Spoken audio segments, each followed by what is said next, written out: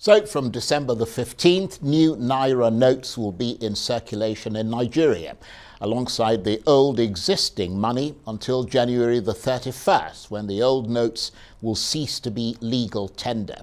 The governor of Nigeria's central bank, Godwin Emefiele, said the bank had obtained the approval of President Buhari to redesign, produce and circulate a new series of banknotes at the 200, 500 and 1,000 Naira levels. He talked about the problems with the current series of banknotes, saying that over 80% of them were outside the banking system, increasing the risk of fake notes and the use of such monies to fund illicit activities.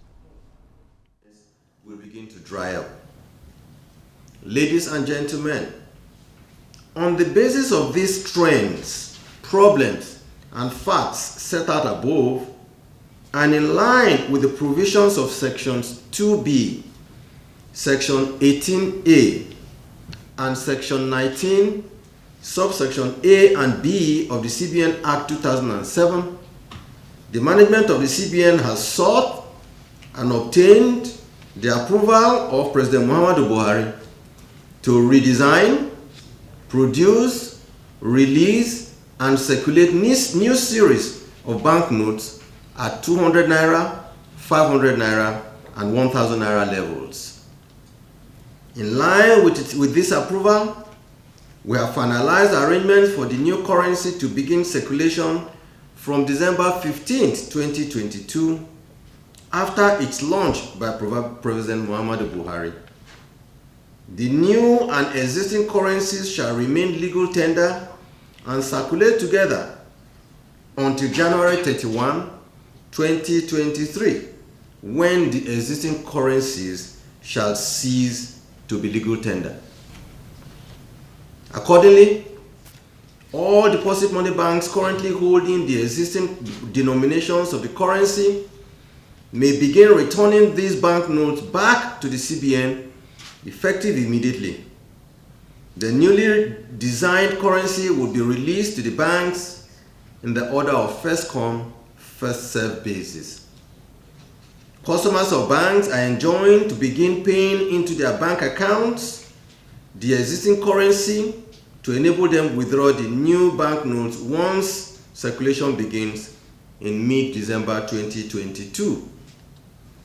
Godwin Emefiele. Well, for reaction to this fairly seismic development, I'm joined now in the studio by the development economist and macroeconomic policy analyst, Professor Ken Ife. Prof, thank you so much for coming in. Thank you for having me. So it'll phase out the Naira because it'll force everyone to bring in their money, and the new money will have to go through the banking system, which is presumably a good thing. Correct. See, what the governor only painted a partial picture. He tells you about 2.3 trillion cannot be accounted for and can be found in our banking system. But he couldn't put a figure on the notes, those fake ones that have been printed. We don't know. How many trillion would that be? I'm in ECOWAS Commission, and I know that our Naira is the second currency in all the ECOWAS countries. And when you go there, in the airport, you trade that. In the market, you trade that. So we don't know how many of that money is out there in those countries. We also don't know, we know that 100 million ECOWAS Francophone countries surrounding Nigeria, the Niger, Chad, Mali, all these countries, over 100 million of that, they're actually actively buying food from Nigeria.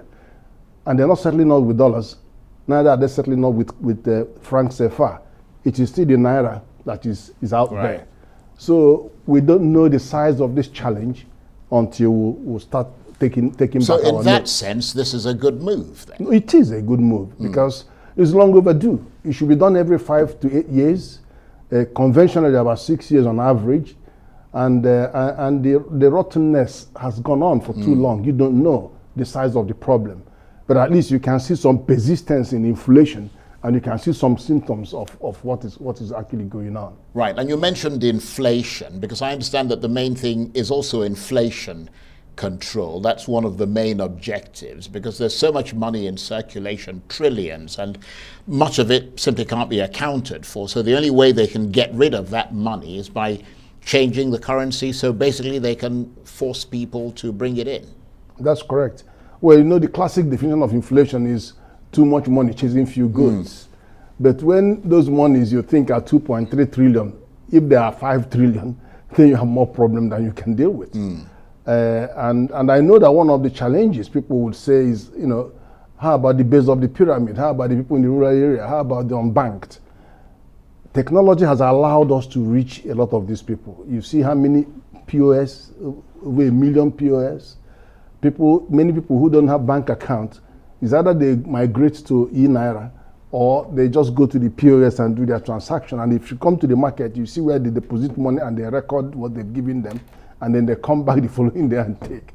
So there's some banking going on at that agency banking level. Yeah, but could this end up hurting people I don't think so. Who are poor or who are outside that banking I don't system, think so. but are doing legitimate business? I don't think so, because of the massive penetration.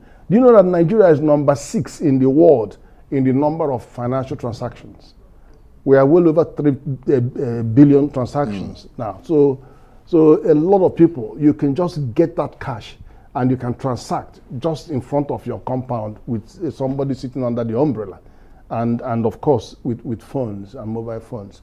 But that doesn't answer the question about the fake monies, the size of that fake money that is in circulation. But what about the fact that the CBN has given more than 20 trillion naira to the federal government as ways and means, which would have added to inflation because it gets into the system, and that money is extra budgetary, isn't it? Well, that it is. Ways and means are extra budgetary, that's right. But there's a commitment to repay. It may well come by way of long-term loan. Obviously, we're going to have to pay a higher interest according to the law. And what I hear is about 30 years and 2-year moratorium. But it's got to be paid. But we had to do, according to the governor, what we had to do. If you notice that Nigeria has done well in the 3 major financial crises. 2008, we did so well that Sanusi was even invited by Congress in America to come and explain to them why we sorted it out very quickly in Nigeria. We had 2017, 5 months we got out of it, 5 quarters we got out of it, and then the COVID 2020, just 1 quarter we got out of it. You couldn't do this if you didn't have to invest that much. Where you had 3 existential problems. We had insecurity, taking 22% of our budget. If you don't fund insecurity, all of us will go home. We'll be overrun like Afghanistan. Yes, I understand the point. We point. have COVID-19, death, a matter of life and death. If you don't fund, you know, and look at the shock. The shock was both on the production side and on the consumption side. So we had to fight. And we don't have any national savings of that nature. So you just have to borrow.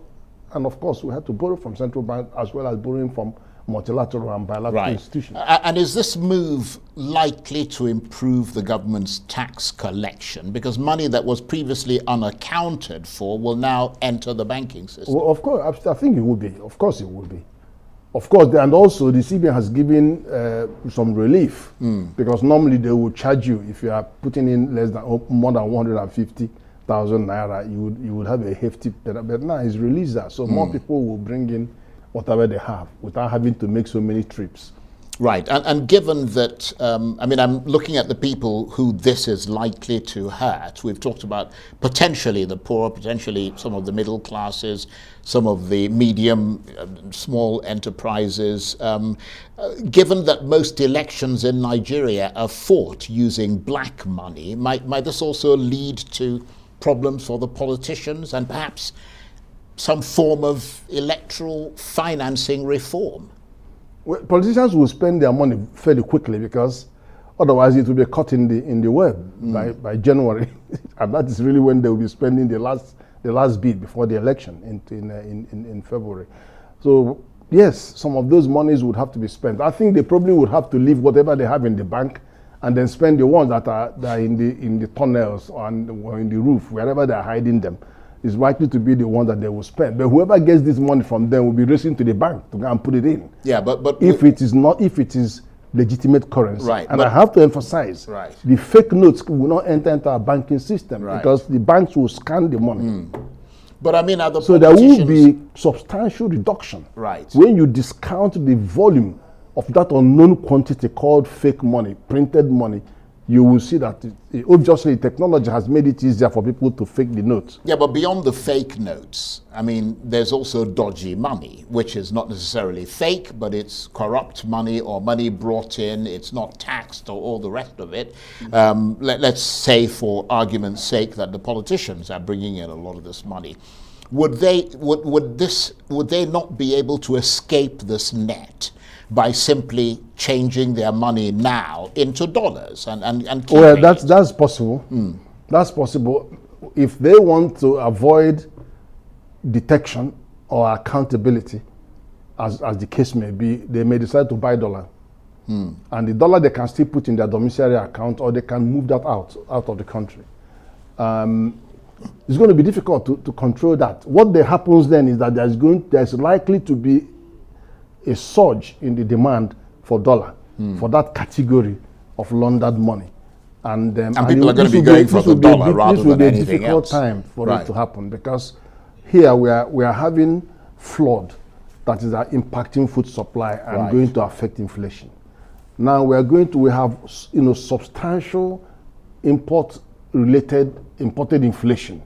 And so when you go to that forex arena to change that money, that illegal money, to change it to dollar, to hold dollar, then the dollar price is going to go up. Yes. And that means the cost of importing. This is when they are paying for the Christmas imports right now. So they are going to be buying the dollar at a much higher rate. And that will be an inflation pass-through to the December figure. So that may go up, apart from the impact of the food. The flood. So it's a mixed potential impact on society. No, on this short period, but by February, March, April, it will normalize. It will stabilize. It will stabilize, yes. Okay, I want to thank you very much indeed, Professor Ken Ife. I know you had a very busy day, but you took the time to come and talk to us today. Professor Ken Ife is a development economist and macroeconomic policy analyst. Thank you very much. Thank you very much for having me.